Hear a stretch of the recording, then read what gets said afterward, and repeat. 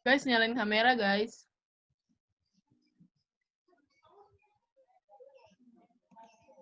Masuk nggak sih share screen-nya? Ada, Din, ada. Masuk. Buruan ke. Jadi langsung mulai aja.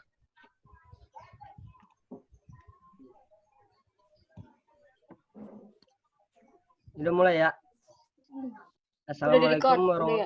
Assalamualaikum warahmatullahi wabarakatuh. Nah, kami dari kelompok Waalaikumsalam warahmatullahi wabarakatuh. ada Nabila Maimunah, Diariana, dan saya Radim Prasetyo akan membahas tentang supervisi manajerial.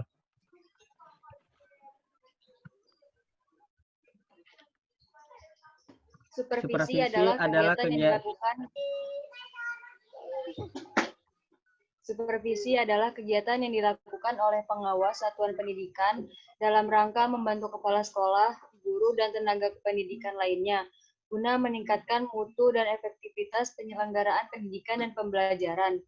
Dalam panduan pelaksanaan tugas pengawas sekolah atau madrasah, menurut Direktorat Tenaga Kependidikan 2009 dinyatakan bahwa supervisi manajerial adalah supervisi yang berkenaan dengan aspek pengelolaan yang terkait langsung dengan peningkatan efisiensi dan efektivitas sekolah yang mencakup perencanaan, koordinasi, pelaksanaan, penilaian, dan pengembangan kompetensi sumber daya manusia, pendidikan, dan sumber daya lainnya.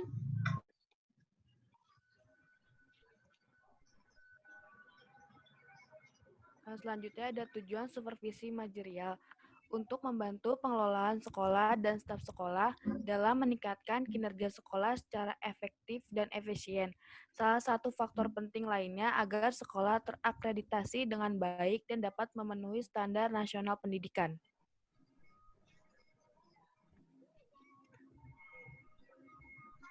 Prinsip-prinsip supervisi manajerial, yaitu satu, pengawasan yang harus menjauhkan diri dari sifat otoriter.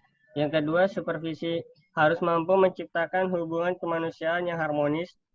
Yang ketiga, supervisi harus dilakukan secara berkesinambungan. Yang keempat, supervisi harus demokratis. Yang kelima, program supervisi harus integral. Yang keenam, supervisi harus komprehensif. Yang ketujuh, supervisi harus konstruktif. Yang kedelapan, supervisi harus objektif.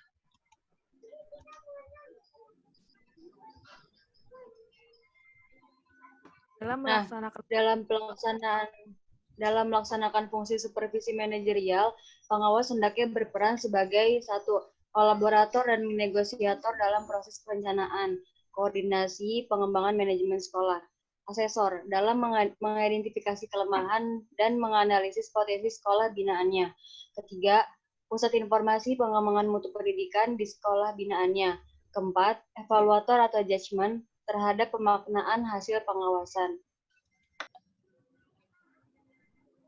Dalam melakukan supervisi manajerial, seorang pengawas harus yang pertama menguasai metode, teknik, dan prinsip-prinsip supervisi dalam rangka meningkatkan mutu pendidikan. Yang kedua, menyusun program kepengawasan berdasarkan visi misi, tujuan, dan program sekolah-sekolah binanya. Yang ketiga, menyusun metode kerja dan berbagai instrumen yang diperlukan untuk melaksanakan tugas pokok dan fungsi pengawasan. Yang keempat, membina kepala sekolah dalam mengelola suatu pendidikan berdasarkan manajemen pendidikan mutu bersekolah atau MPMBS. Yang kelima, membina kepala sekolah dalam melaksanakan administrasi satuan pendidikan. Yang keenam, membantu kepala sekolah dalam menyusun indikator keberhasilan mutu pendidikan di sekolah. Membina staf sekolah dan melaksanakan tugas pokok dan tanggung jawabnya, memotivasi pengembangan karir kepala sekolah, guru, dan tenaga pendidikan lainnya sesuai dengan peraturan dan ketentuan yang berlaku, menyusun laporan hasil-hasil pengawasan pada sekolah-sekolah binaannya, dan menindaklanjuti untuk perbaikan mutu pendidikan dan program pengawasan berikutnya. Mendorong guru dan kepala sekolah untuk menemukan kelebihan dan kekurangan dalam melaksanakan tugas pokoknya, dan menjelaskan berbagai inovasi dan kebijakan pendidikan kepada guru dan kepala sekolah.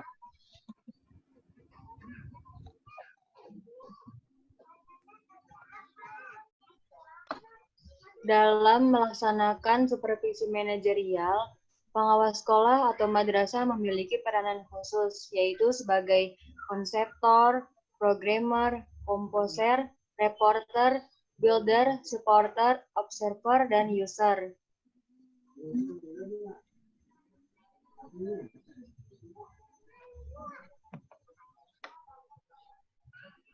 Di sini ada metode supervisi manajerial.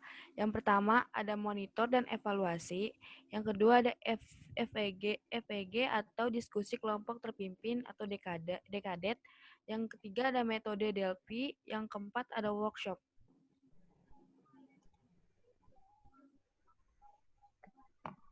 Teknik supervisi manajerial, yaitu yang pertama ada workshop atau lokakarya, yang kedua ada diskusi kelompok, yang ketiga percakapan individual, yang keempat demonstrasi manajerial, yang kelima kunjungan antar, yang keenam bulletin supervisi, yang ketujuh perpustakaan jabatan.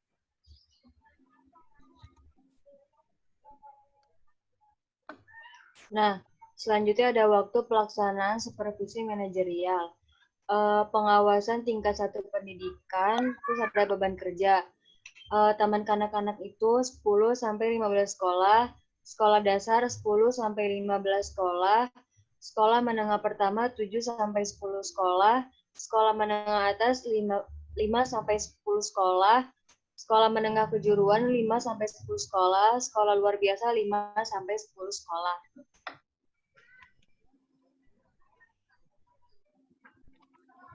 Ada kompetensi supervisi manajerial. Yang pertama, dimensi kompetensi supervisi manajerial ini meliputi kemampuan pengawasan untuk menguasai metode teknik dan prinsip-prinsip supervisi dalam rangka meningkatkan mutu pendidikan di sekolah menengah yang sejenis. Lalu ada mampu menyusun program kepengawasan berdasarkan visi misi, tujuan, dan program pendidikan sekolah menengah yang sejenis. Yang ketiga, ada mampu menyusun metode kerja dan instrumen yang diperlukan untuk melaksanakan tugas pokok dari fungsi pengawasan di sekolah menengah yang sejenis. Yang keempat, mampu menyusun laporan hasil-hasil pengawasan dan menindaklanjuti untuk perbaikan program pengawasan berikutnya di sekolah menengah yang bentuknya sejenis. Yang kelima, memiliki kemampuan dalam membina kepala sekolah dalam mengelola dan administrasi satuan pendidikan berdasarkan manajemen peningkatan mutu pendidikan di sekolah menengah yang sejenis. Yang keenam, membina kepala sekolah dan guru dalam melaksanakan bimbingan konseling di sekolah menengah yang sejenis. Yang ketujuh, mendorong guru dan kepala sekolah dalam refleksikan hasil-hasil yang dicapainya untuk menentukan kelebihan dan kekurangan dalam melaksanakan tugas pokoknya di sekolah menengah yang sejenis. Yang terakhir, memantau pelaksanaan standar nasional pendidikan dan memanfaatkan hasil-hasilnya untuk membantu kepala sekolah dalam mempersiapkan akreditasi sekolah menengah yang sejenis.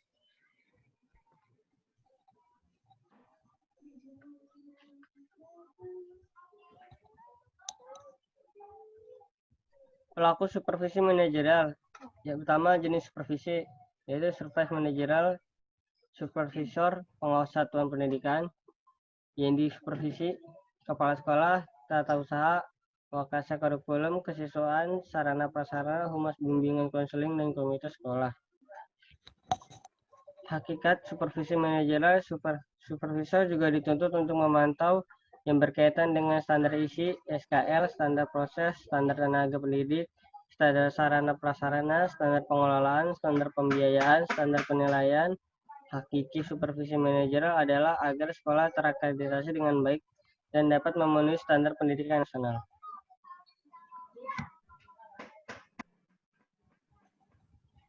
Habis ya, Din? Ada yang ingin bertanya?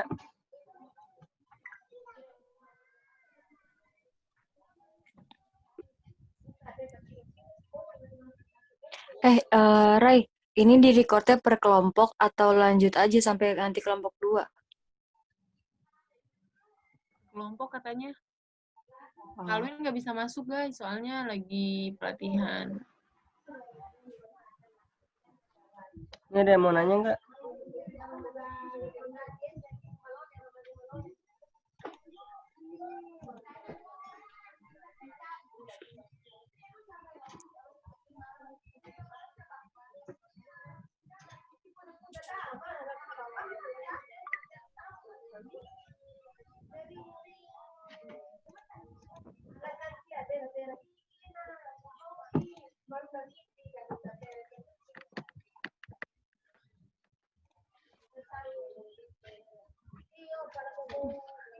Ya, izin bertanya.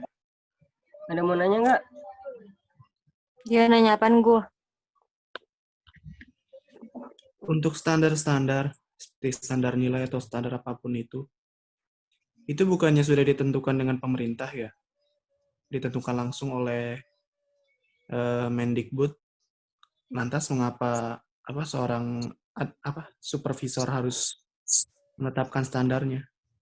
Terima kasih. Langsung jawab aja ya. Bukan bikin standar. Di sini kan udah ada jelas nih. Dituntut untuk memantau. Memantau gue, bukan dibikin gue.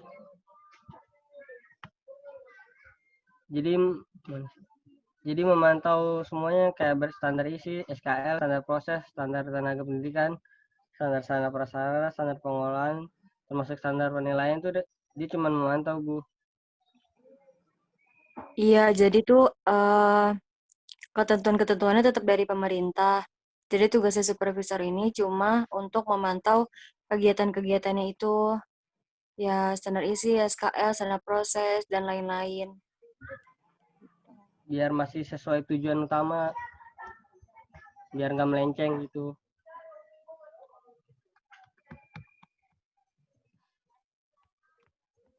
Oh, gitu tuh. Gue kira sekalian ngebuat tadi. Oke, terima kasih. Ada mau nanya lagi nggak guys? Iya, mau nanya nggak? Dira. Ya, kenapa? Nanya.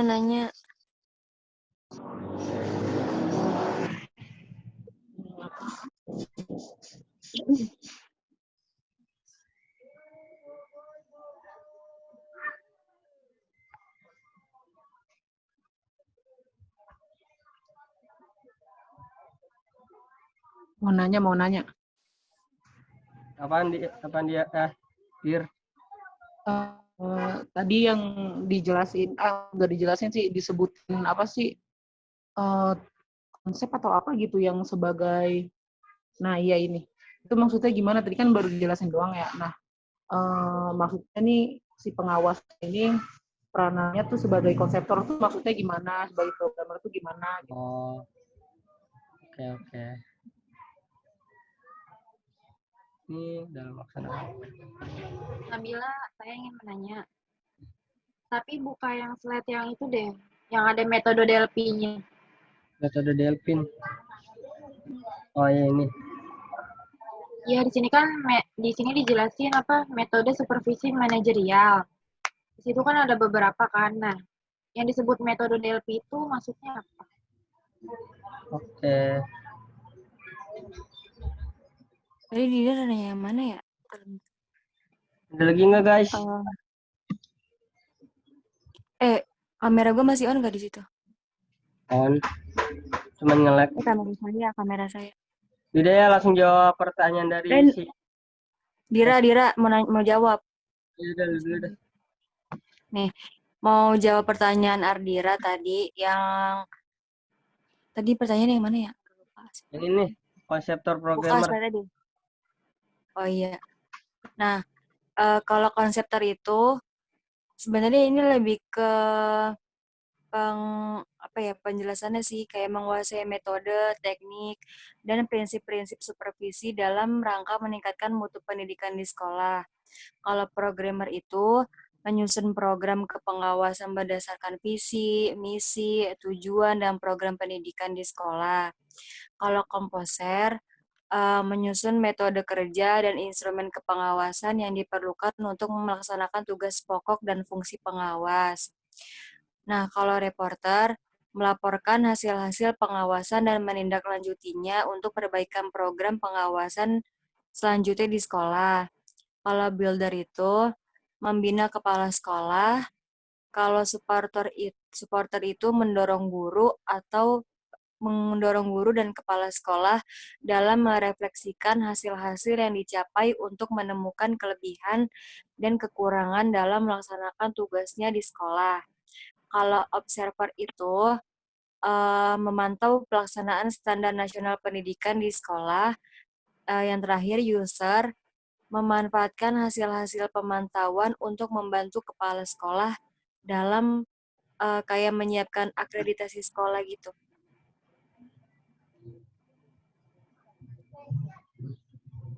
Oke, makasih Bill.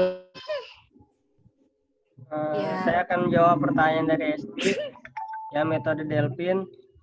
Jadi metode Delphin itu dapat digunakan oleh pengawas dalam membantu pihak sekolah merumuskan visi, misi, dan tujuan sekolah sesuai dengan konsep MBS dan merumuskan rencana pengembangan sekolah atau RPS. Sekolah harus memiliki rumusan visi, misi, dan tujuan yang jelas dan realistis yang digali dari kondisi sekolah, peserta didik, dan potensi daerah, serta pandangan seluruh stakeholder. Metode Delphin dapat disampaikan oleh pengawas kepada sekolah ketika hendak mengambil keputusan yang melibatkan banyak pihak. Ada langkah-langkahnya, yaitu satu, mengidentifikasi individu atau pihak-pihak yang dianggap memahami persoalan. Yang kedua, mengumpulkan pendapat. Yang ketiga, menyampaikan kembali daftar rumusan pendapat. Yang keempat, mengumpulkan kembali urutan prioritas. Udah. Oh, Jadi metode jadi Delphin, intinya buat tujuan ya? iya, metode Delphin itu buat merumuskan visi dan misi tujuan sekolah. Iya, ya. Makasih Radin.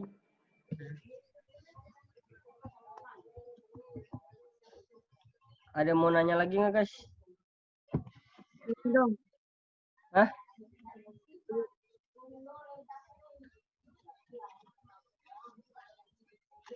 Ada lagi nggak yang mau bertanya? Gue mau nanya. Ya, nanya apa? Nanya apa, Is? Ya, tadi kan ada di manajerial itu kan ada pengawasan satuan pendidikan ya. Nah, terus tuh saya mau nanya bagaimana merancang metode pengawasan itu secara efektif di sekolah. Gimana? Ulang. Bagaimana merancang metode pengawasan yang efektif di sekolah-sekolah gitu. Merancang apa tadi, lupa? Merancang metode agar efektif di sekolah. Merancang metode. Merancang pengawasan yang efektif. Oh, pengawasan. Ya.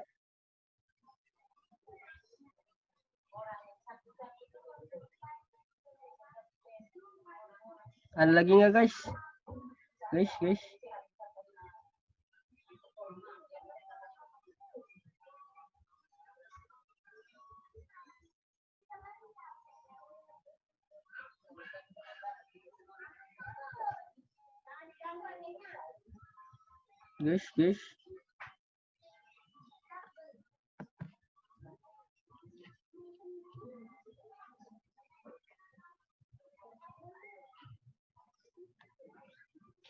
Ada lagi nggak, guys?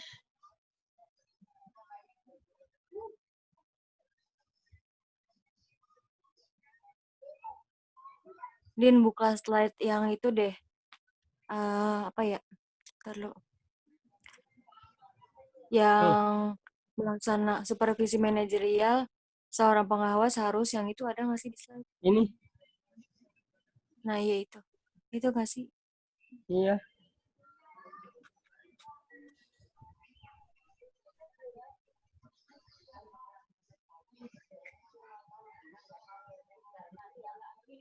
Dia mau jawab gak, Dek? Tapi gue liat juga ini. Gue nyari juga ini.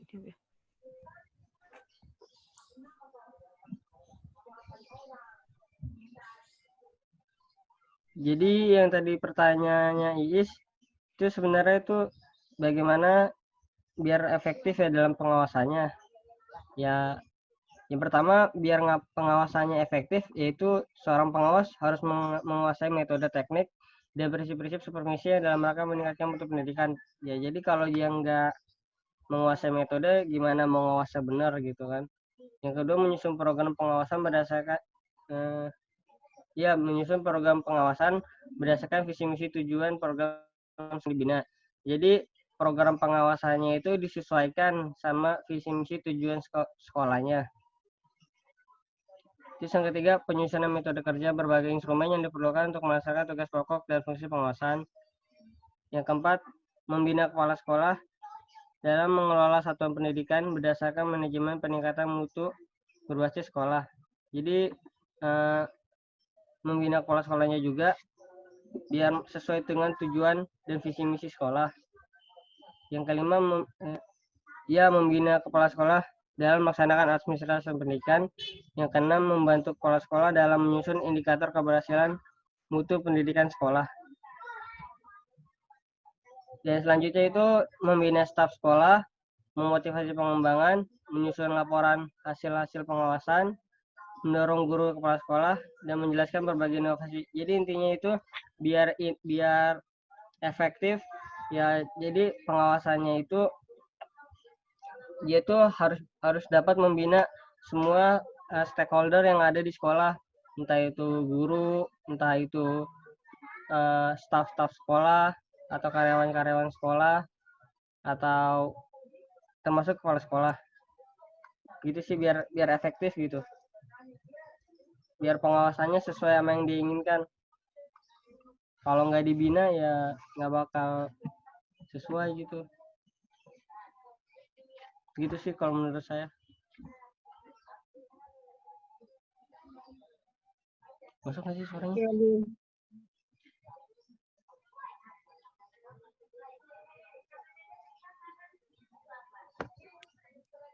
Ada mau nanya lagi guys?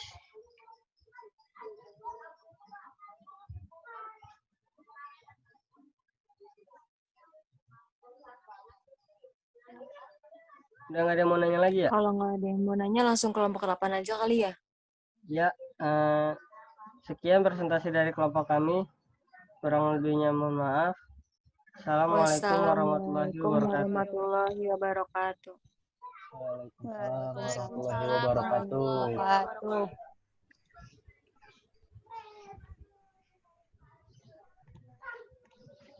Matiin aja dulu, Din, rekamannya.